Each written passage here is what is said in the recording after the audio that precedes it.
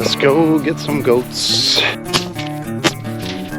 Man, that was a little hectic.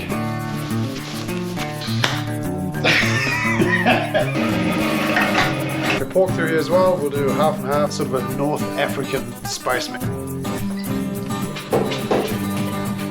I don't think we've got this technique down for these. Oh, babe!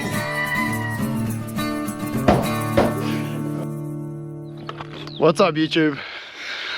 I'll tell you what, I am on a farm this morning where I get to hunt every now and again. There are peacocks here and there are a whole bunch of goats. And I've just arrived on the farm and unfortunately managed to spook a massive troop of goats. There's at least 30 of them. So I'm just going to get the drone up in the air real quick and see if I can figure out where they're going.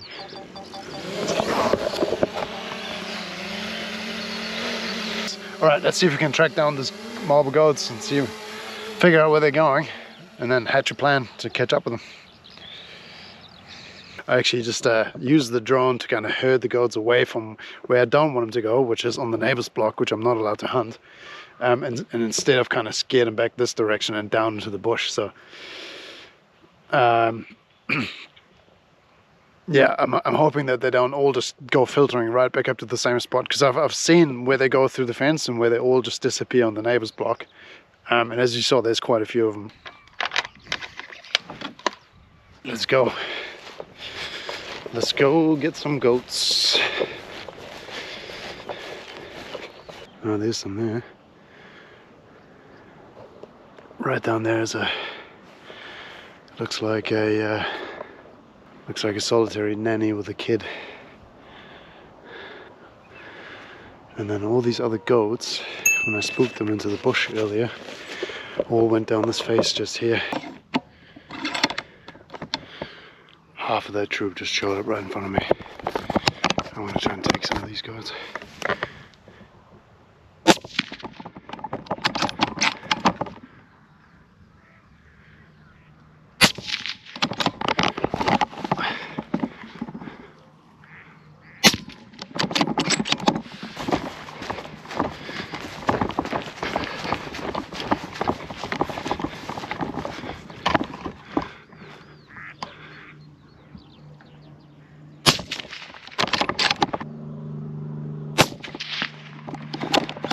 Man, that was a little hectic. They just kind of came out of absolutely nowhere. I was totally not prepared to start shooting just then. Gun was unsafe. There's one there. And there's two more down the hill. These are really nice size eating animals as well. Here's another one.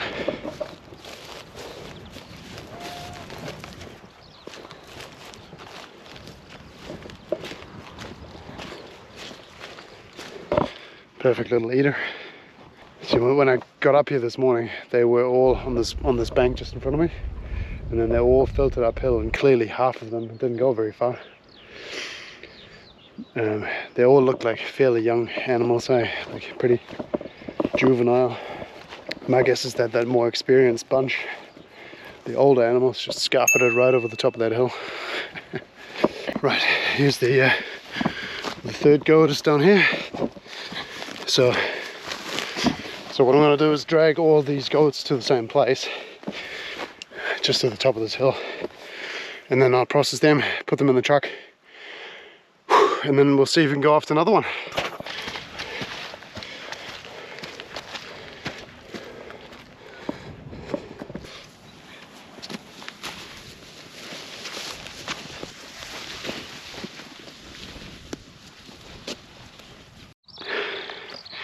I've just spotted another goat on the hill just below me. Perfect. I'm just going to sneak up to the edge and get another good shot.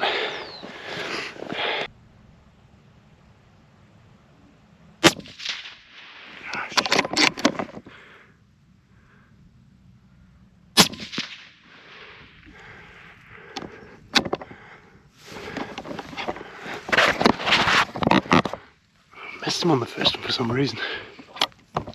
But that second shot was a headshot.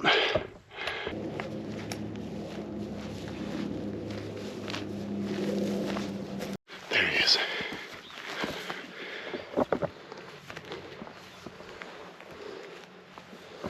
Just another little one. But a clean headshot, so good eating.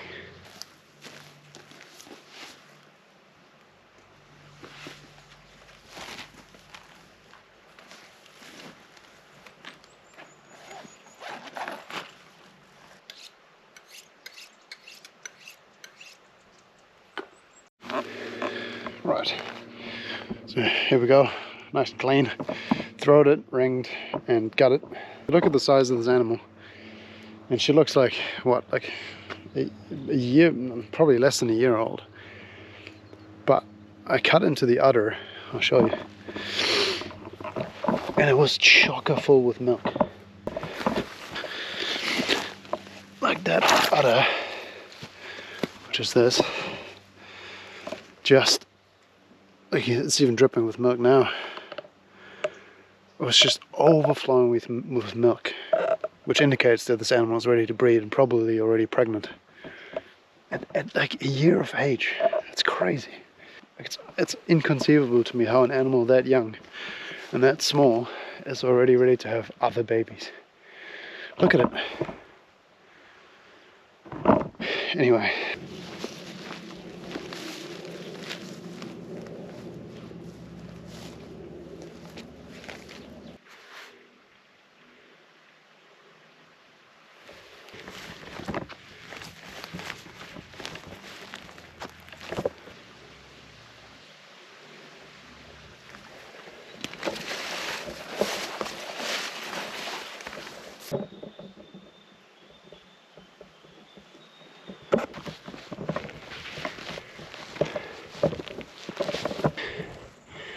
This here is where we chased them down with the drone this morning.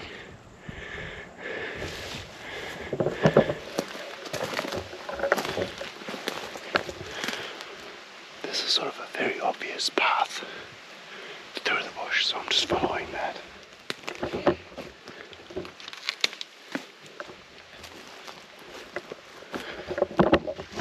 I've honestly got no idea if I'll be able to catch up with any more of these animals or not.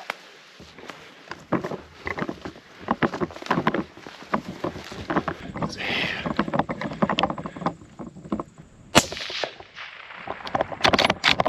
This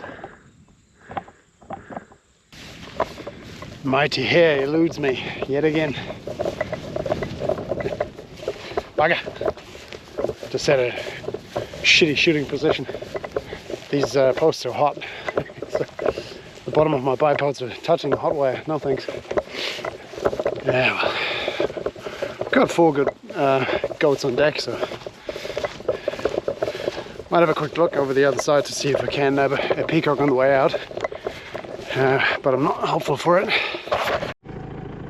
I'm looking at a couple of nice peacocks down there. 150 meters, so I might try.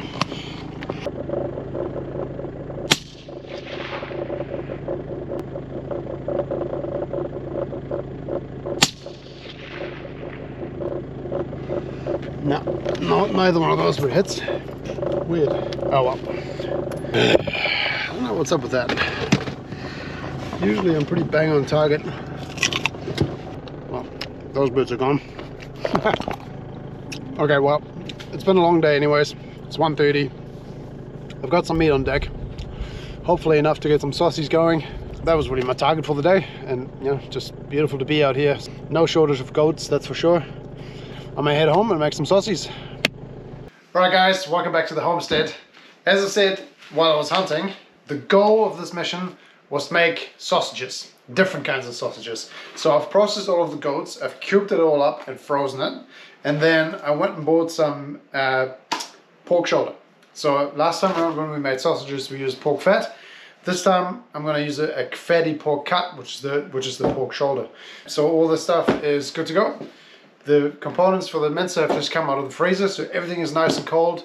And so the first step for making these sausages, obviously we got to mince all this stuff down first.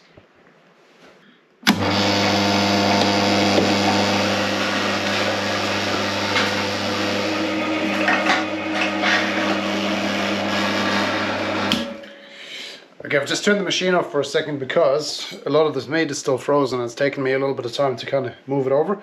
And one of the comments in the last sausage making video that we made was not to run the machine when there's nothing in it, which makes a lot of sense if you think about it. It's metal on metal grinding, not so good. The other thing that I thought was worth mentioning is that if you have a look at the meat here, it's actually got a lot more fat in it to begin with. Venison is such a lean meat with such little fat in the first place, versus this being goat meat already is quite a bit more fatty, which is actually one of the reasons why I really personally like goat meat. So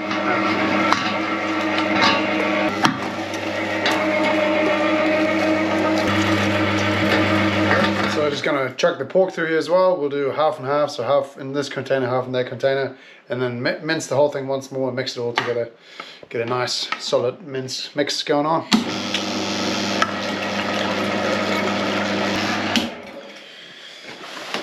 Right, round 2. Belinda's trying to lay an egg.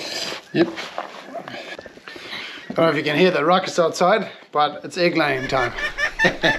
Our one laying hen, Belinda, she's gone quiet just now, but she does her 2-hour egg laying dance every day. She just makes that noise and tries to find a secret spot to lay her egg, which we then find anyway and eat it. So what's the ratio? So it's like what is it, 2% of milk powder and 1.something% of salt. It's roughly 18 grams of salt per kg. We got roughly 13 kgs of meat in here, so it'll be about 235 grams of salt and about 260 grams of milk powder that's got to go in here. A lot of salt. Oh, look at that! 226 grams of salt. Boom. Perfect.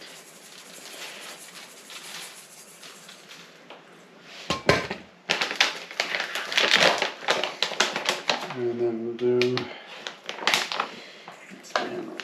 It'll be interesting if other people use different binders. Yeah. Well, we just don't want to be using flour. I hate flour. Even rice flour just doesn't really do it for me. Okay, now here we have the thing that's really going to make these sausages crucially different. And this is a sort of a North African spice mix. So we've taken bay leaf and dry roasted it and then powdered it. We also took coriander seed, fennel seed and cumin seed, also dry roasted that and gave it a slightly less thorough blender in the spice blender, just so we have a bit more of a coarse texture left in the spice mix. And then I've added things like paprika. I've added some meat masala that a friend of ours actually makes herself. I've added a little bit of spicy curry powder. I've added some other chili powder. I think that's about it. Quite a fragrant spice mix that's going on in here. I can smell it from here. Jesse's nodding, yeah. So the go-to recipe for goat is always Indian curry. We've done lots of that and it works every time. It's fantastic. But why not make a sausage that has those kind of flavor notes in it as it is and just see what that's like. It's not exactly Indian, like I've aimed more sort of for like a North African, Moroccan type spice mix. But it's definitely got notes of all of the same sort of cuisine in it, you know. So I'm going to add this in now. I'm going to give this whole thing a really good mix around, and then we're going to put it through this meat mincer one more time so it's all mixed in really good, and then we can finally move on to the sausage stuffing process. Woo! Some genius threw away the packet for our sausage casings, which are a smaller diameter than the last ones we used. So I don't really know which nozzle to use, but I think it's this one. Can I just point out that you're the genius here, not me? Well, you know, could have needed one. No, I threw the packet away. Dumb. Can't find it anyway. Now, the other thing I'm going to add to the mince before making sausages, a little bit of red wine left over, so we're going to add that to this. And about a cupful of ice cold water, and I mean ice cold. This has actually got ice in it. You want this mixture to be ice cold. So, I'm going to add this in here, give it another quick mix, put it into our rural butcher sausage stuffer, and we'll make some sausages. Man, that smells good right now, doesn't it? So good. Can't even smell any goatiness. Definitely no goatiness. These were young, tender animals. No goatiness. Oh, right. It's so cold it hurts my hands. just, yeah. But I'm gonna have to really stuff that in there to get those, make sure there's not air pockets. Nothing rude about that at all.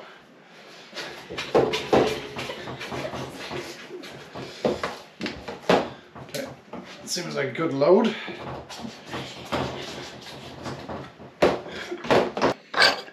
These are going to be thin sausages. Yeah.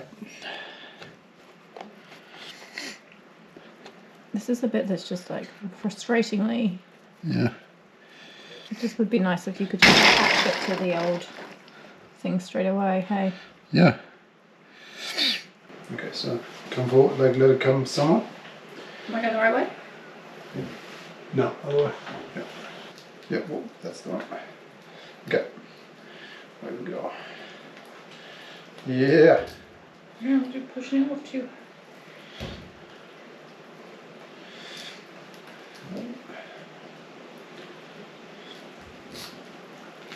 Wow.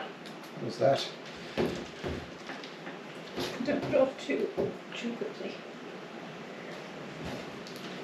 This middle section came out not so good. Oh, that's good. Yeah, that's good. It's better. Oh, it's split. Oh wow, that's the end of it already. That's not even halfway through. It's like just nothing. Why is there so little? Like, I mean, that should have been more in here. But still, That's crazy. The other casing that we ordered made so much sausage. like literally we've only got from there to there, which is decently strong. Yeah, and then the rest is really That's crazy. barge. Okay, I don't know if we'll be doing that again. Yeah, they're just splitting. I don't think we've got this technique down for these. I mean, this long one looks good. Yeah. Maybe you just do like a real long sausage and don't tie them. Yeah, maybe. So, this was not as straightforward as the other go.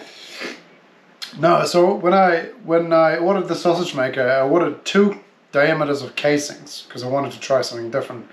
And the first casing I think was like a 32 mil or something, 25 mil, I'm not sure. But anyway, this is the thinner casing, which I wanted to try because I quite like a thin breakfast style sausage.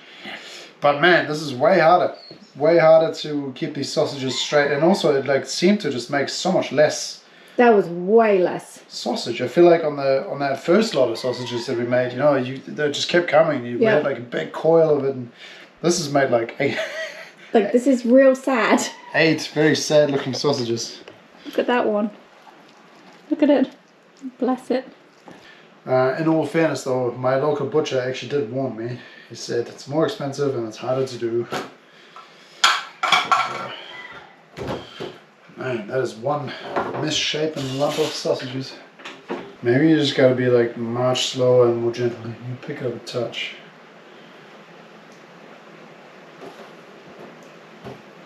Okay, well this is coming out a little nicer. Okay, so maybe these ones we do need to go super slow. Yeah, maybe, yeah. Definitely better at the slower speed. That's looking good. That's It's way looking, better. it's looking quite nice. Okay, I think we're... Too small? A little more. Yeah. Oh. There it is. Jeepers. That's way better. Looking at this, that is definitely a lot more sausage looking than this. The one thing I am wickedly curious about right now is the flavour. Yeah. I want to get one of these in the frying pan and give it a crack.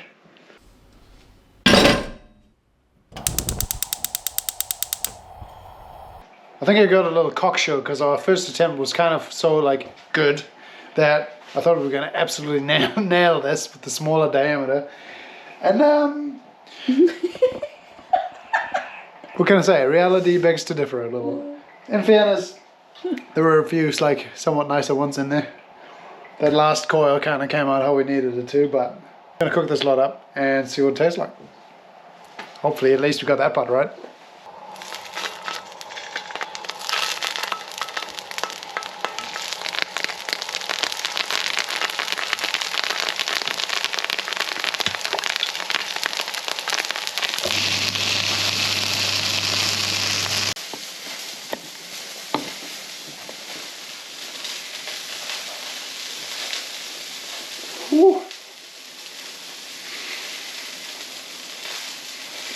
What do you think?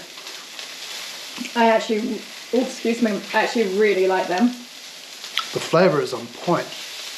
That's really good. It's like really deeply, richly aromatic. You can definitely like immediately you get like a North African Moroccan-y sort of a flavour out. And it's not too like overpowering. That's really good. Like I actually really like those. It's quite nice, eh? Oh, Yeah, and they're juicy. Like the venison ones were just a little bit dry, although they were good. yeah, Like these actually have some juice to them. I agree. And that's the thing.